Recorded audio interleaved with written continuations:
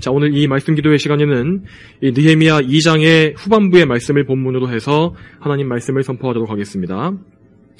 느헤미야는 이 1장에서 예루살렘 성벽이 무너지고 성읍이 황폐한 상태로 버려져 있다는 소식을 듣고 나서 금식과 애통의 함으로 기도를 올렸습니다. 자, 그리고 그렇게 4개월간이나 계속해서 기도한 끝에 아닥사스다 왕의 허락을 받아 예루살렘 성벽 재건을 위한 여행을 떠나게 된 것입니다. 하나님께서는 이 일을 이루시기 위해서 느헤미야가 왕 앞에서 지혜롭게 말할 수 있도록 인도하셨고, 또한 아닥사스다 왕의 마음을 움직이셔서 느헤미야를 보내주는 것을 허락하도록 하셨습니다. 그런데 원래 이 예루살렘 성벽 재건이 중단되었던 것은 사실 이 아닥사스다 본인, 이 왕의 명령 때문이었습니다. 자, 그런데 그 아닥사스다 그 본인이 마음을 돌이켜서 성벽 재건을 허락했을 뿐만 아니라 또한 공사에 필요한 자재들까지 지원하겠다고 결심하게 된 것은 모두 다 하나님의 선하신 역사가 아니면 불가능한 일이었습니다. 2장 8절에서 그래서 느헤미야는 하나님의 선한 손길이 자신과 함께 하였기 때문에 왕이 이 일을 허락한 것이라고 고백하고 하나님을 높이는 것을 볼 수가 있습니다. 이제 오늘 본문인 9절을 보게 되면 느헤미야는 이 성벽 재건과 이 공사 비용의 청구에 대한 왕의 명령서, 조서를 받아서 여행길에 올랐습니다. 그런데 그는 이 왕의 군 지휘관들과 기마병들과 동행한 가운데 예루살렘으로 갔다고 말하고 있습니다. 자, 이렇게 느헤미야가 페르시아 군사들의 호의를 받은 것은 이전에 에스라가 예루살렘으로 귀환할 때의 행동과는 완전히 반대되는 것처럼 보입니다. 전에 우리가 에스라서 8장을 살펴보았을 때 에스라는 왕의 군사들을 요청하는 것에 대해서 이렇게 말한 바가 있습니다.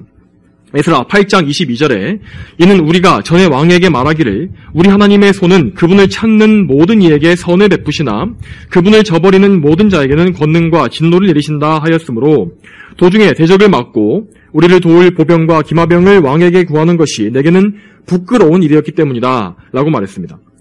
에스라가 그때 이렇게 생각했다면 왜 느헤미야는 지금 왕의 군대와 동행하는 것을 부끄럽게 여기지 않은 것일까요? 자, 이것은 이 에스라와 느헤미야가 각각 처해 있었던 이 시대적인 배경과 또한 그들이 각각 예루살렘에 돌아온 목적이 그 목적과 임무가 서로 달랐기 때문이었다고 볼 수 있습니다. 자, 먼저 에스라는 이스라엘 백성들에게 율법을 가르칠 목적과 또한 신앙적인 개혁, 영적인 개혁을 위해서 보냄을 받은 사람이었습니다. 에스라는 물론 이 5,000명이나 되는 많은 사람들과 함께 동행했고 또한 성전에 바쳐야 할 귀한 보물들을 함께 운반해야 했기 때문에 위험 부담이 있긴 했습니다. 그렇지만 에스라서에 보게 되면 이 대적들의 공격이나 방해에 대한 직접적인 기록은 나와 있지 않은 것을 볼 수 있습니다. 그러니까 에스라가 싸워야 했던 주요 적은 이 이스라엘 외부의 적들보다는 이스라엘 내부에 있는 이스라엘 백성 안에 있는 온갖 죄악과 영적 나태함들, 이런 것들이었습니다. 이처럼 에스라는 주로 영적인 임무를 가진 사람이었기 때문에 왕에게 군사적 도움을 받는 것을 포기하도록 하나님께서 그렇게 섭리하신 것입니다. 또 반면에 느헤미야는 이 여행의 처음부터 무력을 가진 외부의 대적들과 맞닥뜨려야만 했습니다. 9절에서 그가 왕의 군사들을 이끌고 가서 대면한 강 건너편의 총독이라는 이 자들은 이 느헤미야가 예루살렘으로 가야만 했던 이유를 만들어냈던 그 장군인들이었습니다. 앞서서 에스라 4장에서 보게 되면 아닥사스다 그 왕의 시대에 이스라엘 백성들이 예루살렘 성벽을 재건하려고 시도했었는데 그때 유대 땅 주변의 지방 장관들이 세력을 모아서 왕에게 이스라엘을 대적하는 상소를 올렸다는 내용이 나옵니다. 이 사람들은 이스라엘을 온갖 말들로 고소해서 왕이 성벽 재건을 중단시키도록 만들었고 이 왕의 조서가 떨어지자마자 군사를 이끌고 와서 무력으로 성벽을 재건을 막고 또한 성벽을 파괴하고 성문도 불살랐던 것입니다. 자, 그렇게 이스라엘을 심히 미워하는 이렇게 힘 있는 강한 대적들과 직접 부딪혀야만 했기 때문에 느헤미야에게는 왕이 위임한 실질적인 권한과 또한 어느 정도의 무력이 반드시 필요했던 것입니다.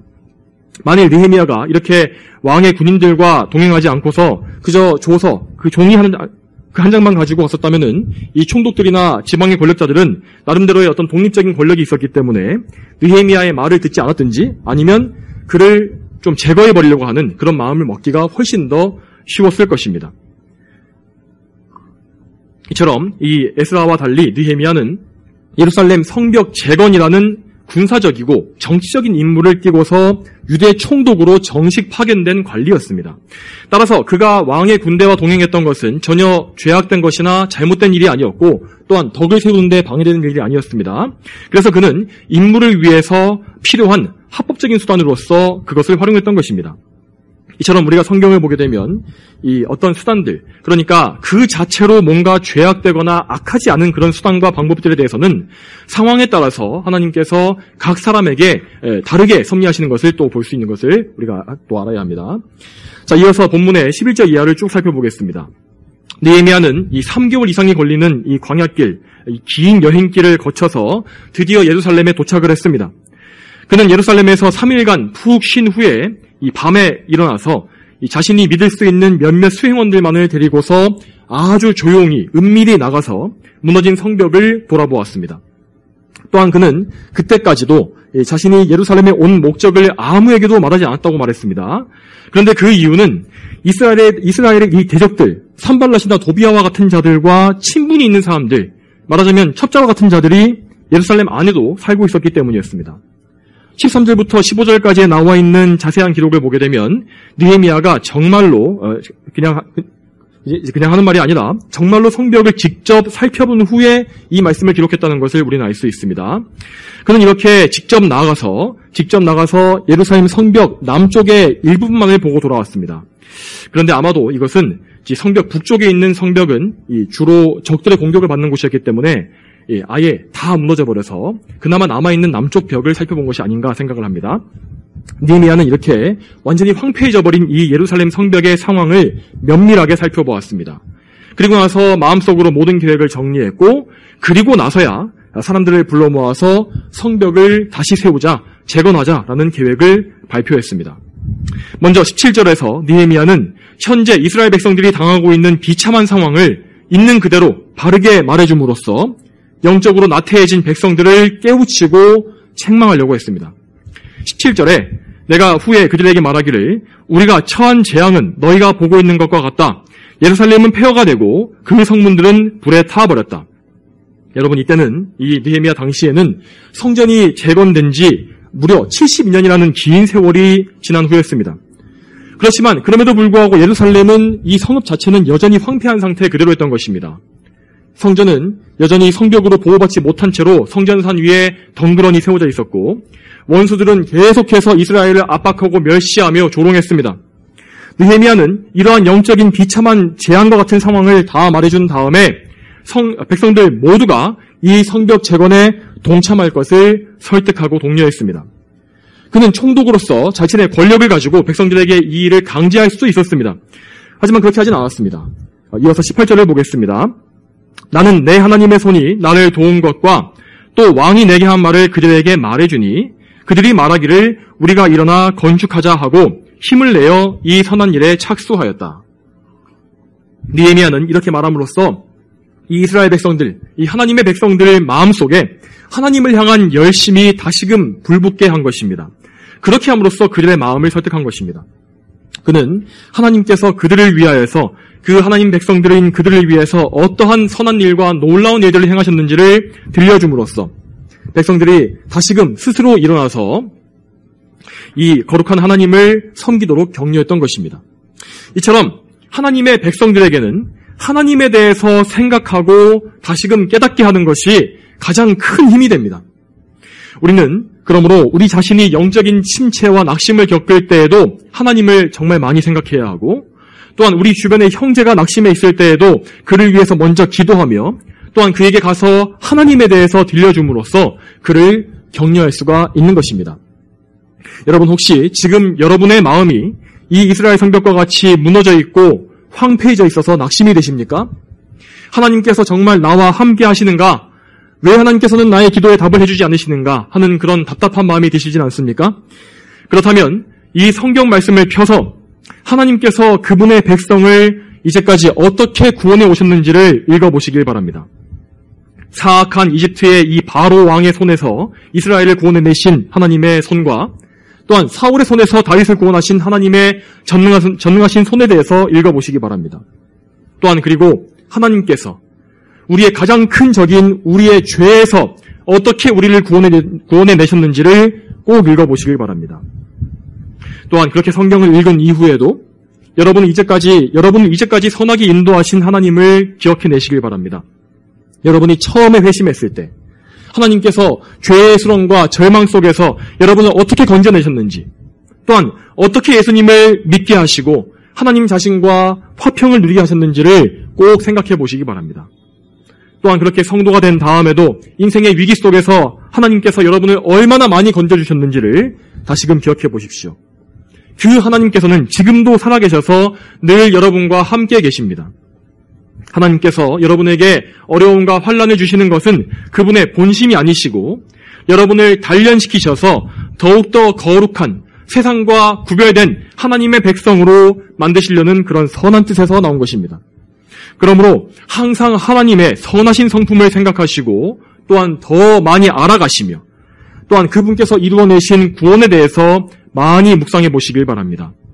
여러분, 이 세상에서 주는 위로는 우리에게 절대로 기쁨을 줄 수 없습니다. 오직 우리의 아버지이신 하나님만이 우리의 소망과 영원한 기쁨이 되십니다. 이 사실을 항상 반드시 기억하십시오. 오늘 본문 말씀을 또 이어서 보겠습니다. 자, 이제 이스라엘 백성들은 영적인 활력을 되찾고 잿더미에서 일어나서 예루살렘을 재건하는 이 선한 일에 다시금 착수하게 되었습니다. 자, 그렇지만 하나님을 기쁘시게 하는 모든 선한 일은 항상 늘 이 마귀의 미움을 받기 마련입니다. 마귀는 그가 노예로 부리고 있는 악인들을 통해서 하나님의 선한 사업을 방해하고 거룩한 일들이 굳게 서지 못하게 하기 위해서 온갖 불화살들을 쏘아댑니다. 여기 느헤미야서에는 이 호론 사람 산발랏과 그의 부하인 암몬 사람 도비야라는 악한 대적들이 등장합니다. 이 산발랏은 아마도 이 유대인과 이방인의 혼혈인 사마리아 사람이었을 것으로 추정됩니다. 그리고 그는 느헤미야 이후에 이 사마리아의 총독으로 오랫동안 다스렸다고 알려져 있는 그런 이 지역의 유지였습니다. 또한 도비야는 산발랏의 부하라고 되어 있고 또한 이스라엘의 영적 원수인 암몬 사람입니다. 이들은 느헤미야서의 처음부터 끝까지 계속해서 나오면서 느헤미야를 방해하고 이스라엘이 하나님께 순종하지 못하게끔 유혹하는 일을 집요하게 계속하는 것을 볼 수 있습니다. 이 악한 대적들에 대해서 느헤미야의 태도는 정말 단호했습니다. 산발랏은 물론 그 지역의 유력자로서 다른 대적들과 함께 연합한 세력을 만들 수 있는 그런 강한 자였습니다. 하지만 느헤미야는 그를 전혀 두려워하지 않았습니다. 그는 살아계신 하나님을 신뢰했으며 그분께서 성벽 재건의 거룩한 사업을 그에게 직접 맡기신 것을 믿고 있었습니다. 하나님께서 성벽 재건의 사업을 이루시기로 작정하셨다면 그 일은 반드시 이루어진다는 것이 느헤미야의 믿음이었습니다. 하나님께서는 예루살렘과 그 안의 성전을 통해서 이스라엘 백성과 계속해서 함께 하시며 그들과의 언약을 지키실 것이었습니다. 그렇지만 그분의 거룩한 약속은 이스라엘을 대적하는 미워하는 저 악인들과는 아무 관계가 없는 것이었습니다. 그들은 물론 이 세상의 권세와 능력을 과시했습니다. 그렇게 하면서 느헤미야와 백성들을 위협했습니다. 하지만 그들은 정작 이 세상의 온 우주의 왕이신 온 만물을 다스리시는 하나님으로부터는 끊어져 있는 자들이었기 때문에 아무런 힘을 쓸 수가 없을 것이었습니다. 느헤미야는 이처럼 하나님의 약속, 그분의 언약을 기초로 한 믿음을 가지고 있었기 때문에 하나님의 신실하심을 굳게 믿었으며 또한 강한 대적들에게 둘러싸여 있을 때에도 그들을 두려워하지 않는 믿음을 가질 수 있었습니다. 이제 오늘 말씀을 우리의 신앙생활에 적용해 보도록 하겠습니다. 우리는 이 오늘 본문 말씀을 통해서 우리가 속한 영역들, 그것이 어디든지 간에 영적인 재건과 개혁이 필요할 때에 우리가 어떻게 해야 되는지 그것을 생각해 볼 수 있을 것입니다. 우리는 우리의 개인적인 영역에서든지 아니면 더 나아가서 우리의 가정과 또는 더 크게는 교회의 영역에서든지 영적으로 크게 손실을 입고 공격을 받거나 무너지게 되는 일을 겪을 수가 있습니다. 우리는 모두가 다 죄인이기 때문에 언제든지 넘어질 수가 있으며 또한 우리의 원수인 마귀가 우리를 무너뜨리고 짓밟기 위해서 항상 기회를 엿보고 있기 때문에 우리에겐 이런 일들이 벌어질 수 있는 것입니다. 하지만 그럴 때 우리는 이 성경의 모범을 따라서 그 무너진 상태에서 벗어나서 다시금 영적으로 회복되어야 할 텐데 그 일을 위해서 우리는 오늘 본문에서와 같이 이 느헤미야의 모범, 이런 것과 같은 이런 영적인 모범을 성경에서 배워야 하는 것입니다.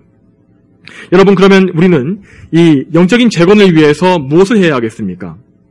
느헤미야가 보여준 모범 중에서 가장 중요한 것은 그가 하나님 앞에 기도했다는 것이었습니다. 만일 우리가 이 느헤미야서를 1장을 보지 않고 2장부터 읽게 된다면은 우리는 이 느헤미야서라는 책이 느헤미야의 이 탁월한 정치적 수완과 그의 용기에 대해서 말하고 있다고 생각하게 되었을 것입니다. 자, 그렇지만 그가 이렇게 탁월한 지도력을 발휘하기까지 그는 그 이전에 4개월간을 집중해서 기도하며 이스라엘을 위해서 애통해하는 힘겨운 과정을 먼저 거쳐야만 했습니다.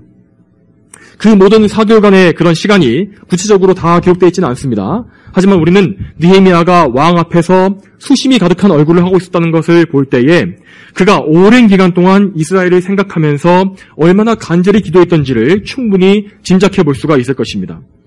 하나님께서는 느헤미야를 부르시고 그를 이스라엘을 위한 지도자로 보내시기에 앞서서 그를 먼저 기도하게 하신 것입니다. 그 4개월간의 집중적인 기도가 없었다면 하나님께서 그를 불러 사용하시는 일도 없었을 것입니다. 하나님께서 그분의 백성들 가운데 크신 역사를 이루시는 방법이 항상 이러합니다. 하나님께서는 먼저 백성들에게 고난을 주시고 그것을 위해서 애통해하며 기도하게 하신 다음에 그들을 은혜로 구원해 주십니다. 물론 느헤미야는 기도할 때에 자신이 하나님께 장차 쓰임을 받아서 이스라엘 성벽 재건에 성공하는 것, 혹은 또 더 나아가서 유대 총독으로 여러 해 동안 섬기게 되는 이 전체의 과정을 다 알지는 못했을 것입니다. 하지만 그는 정말 그런 소원을 품고 거룩한 소원을 품고서 하나님의 섭리 안에서 간절히 하나님께 매달렸고 꾸준히 끈질기게 기도함으로써 그분 앞에 기도의 분량을 쌓은 것입니다. 그렇게 하나님께서는 당신께서 정하신 때가 될 때까지 느헤미야가 기도하게 하셨고 마침내 그분께서 정하신 때가 되었을 때에, 때가 찼을 때에 느헤미야의 기도에 응답하셔서 그가 왕의 도움을 받아서 예루살렘으로 갈 수 있도록 인도하신 것입니다. 성도 여러분, 우리 역시 느헤미야와 같이 기도하는 사람들이 되어야 할 것입니다. 특히 여러분, 우리가 속한 교회가 마치 이 예루살렘 성벽과 같이 무너져서 회복이 필요한 상태에 있다면 우리는 더더욱더 기도해야 할 것입니다. 우리가 느헤미야나 에스라처럼 높은 지위를 가진 사람이 아니라 할지라도 아무 상관이 없습니다. 하나님께서는 기도하는 사람을 찾으시며 그들의 기도를 통해서 그분의 전능하신 능력을 그분의 백성에게 베푸시는 분이시기 때문입니다. 또한 여러분, 이렇게 기도하는 가운데 결코 현실에 안주하거나 영적으로 정체되지 않도록 주의하시기 바랍니다. 이 오늘 본문에 나온 이스라엘 백성들과 같이 이런 황폐한 폐허 안에 살면서도 아무것도 하지 않고 현실에 안주하는 이런 영적 나태함에 빠져서는 안 될 것입니다. 이스라엘은 분명히 느헤미야가 말한 대로 영적인 재앙 가운데 있었고 예루살렘 성벽이란 이 성벽은 그렇게 무너진 채로 방치되어서는 안 되는 것이었습니다.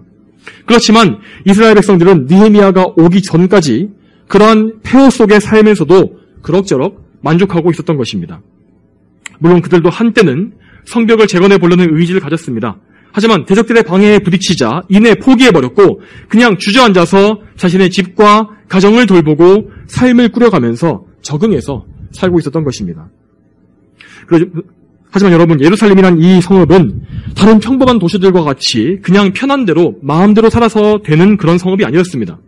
그것은 분명히 하나님의 성전이 위치한 거룩한 성읍이었고 더 나아가서는 장차 올 새 예루살렘인 천국의 상징이 되는 영적으로 대단히 중요한 장소였기 때문입니다. 그런데도 이스라엘 백성들은 이 예루살렘을 재건하는 일의 영적인 의미를 잊어버린 채 페르시아 제국에 속한 하나의 그런 소수민족으로서 살아가는 처지에 만족하고 있었던 것입니다. 우리 역시 이러한 영적 상태에 빠질 수가 있는 것입니다. 우리 자신의 상태이든지 또는 가정의 상태이든지 또한 교회의 상태이든지 우리가 반드시 기도하고 재건해야 할 무너진 부분들이 있음에도 불구하고 그저 지금도 평온하고 좋다. 그냥 그럭저럭 신앙생활하면 되겠지. 내가 열심히 기도하지 않아도 때가 되면 다 좋아질 것이다 하면서 안주하기가 쉽다는 것입니다. 그렇지만 여러분, 우리는 하나님의 거룩한 백성들로서 항상 좀 더 거룩해지고 좀 더 하나님을 기쁘시게 하기를 늘 힘써야 합니다. 무너진 곳이 있다면 반드시 재건되어야 하고 이미 잘 지어져 있는 성벽도 더욱더 아름답고 견고하게 세우도록 하시는 것이 하나님의 거룩한 뜻이기 때문입니다. 특히 우리의 교회는 반드시 하나님 앞에 거룩하게 올바르게 세워져야 합니다. 교회는 예수 그리스도의 몸으로서 예루살렘 성벽보다 훨씬 더 중요한 영적인 기관입니다.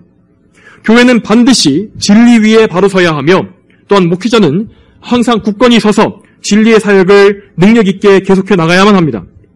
그리고 거기에 속해 있는 모든 회중들, 모든 성도들은 하나님을 더욱더 사랑하며 또한 서로 사랑하기를 힘쓰는 상태, 더욱더 하나님께서 기뻐하시는 상태로 점점 더 나아가야 합니다. 교회는 날마다 더 개혁되고 날마다 더 전진해야만 합니다. 우리의 교회가 이렇게 되도록 이렇게 기도하지 않고 그저 날마다 느슨하게 신앙생활하는 것에 만족하고 있다면 우리는 영적으로 앞으로 너무나 큰 손실을 입게 될 것이 분명하고 또한 더 나아가서는 하나님의 크신 책망에 부딪히게 될 것입니다. 그러므로 성도 여러분, 특별히 여러분이 속한 교회를 위해서 열심히 기도하십시오.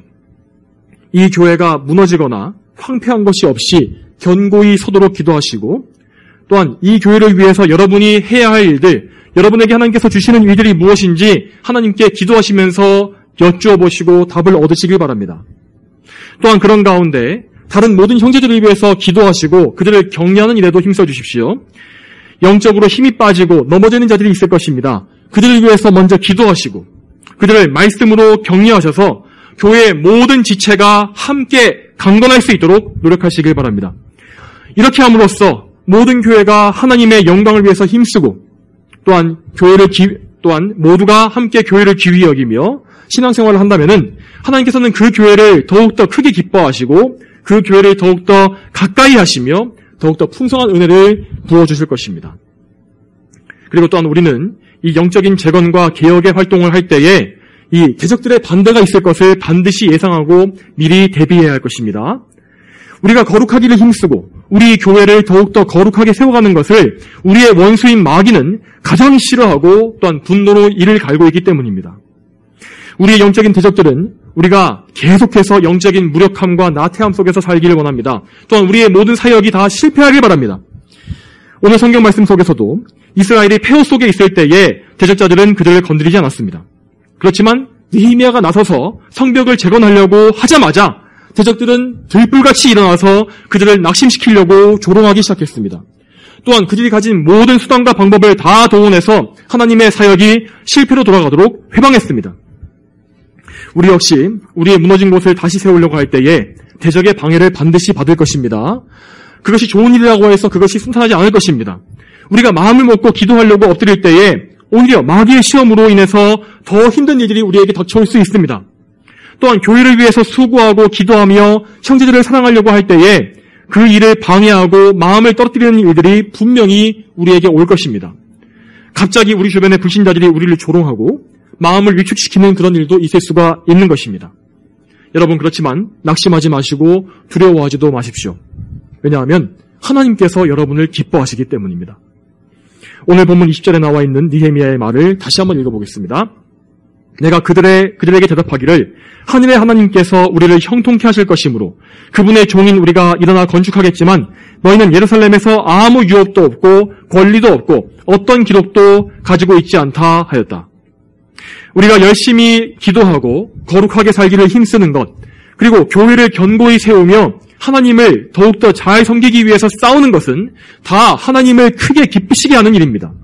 그러므로 우리가 하나님께 의지하는 가운데 이 일을 온전히 행한다면 하나님께서는 그 일을 반드시 결과적으로 형통하게 해주실 것입니다. 또한 느헤미야는 이 대적자들에게 예루살렘에서 얻는 유업이라는 것을 말했습니다. 자, 이 유업에 대해서 우리에게 적용해보면 이것은 천국의 유업을 말하는 것이라고 할 수 있습니다.